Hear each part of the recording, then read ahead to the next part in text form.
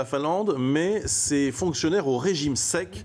8 jours de congé en moins, c'est l'une des solutions pour réduire les dépenses publiques et le coût du travail. Oui, alors le gouvernement qui est pro-austérité ne fait pas dans la dentelle. Effectivement, 8 jours de congé rabotés pour les fonctionnaires qui passent de 38 à 30 jours de congé par an. C'est en bas du podium de l'Union européenne. On rappelle qu'en France, c'est 36 congés payés. Hors RTT, évidemment.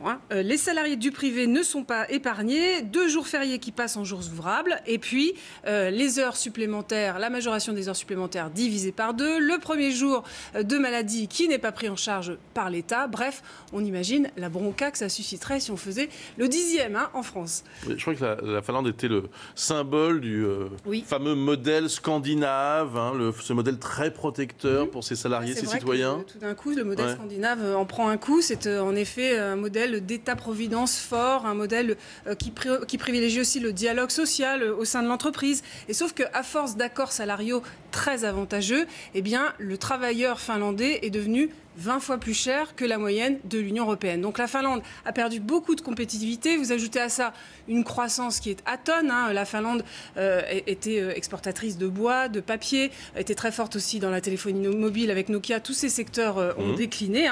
L'embargo russe ne fait pas les affaires du pays non plus. Ce qui est intéressant avec la Finlande, c'est qu'elle risque de devenir un labo d'expérimentation. Je vous rappelle qu'il y a un projet de loi actuellement pour faire passer un revenu minimum pour tous à 1 000 € par mois. Donc ça, c'est quelque chose qui est assez inédit en Europe.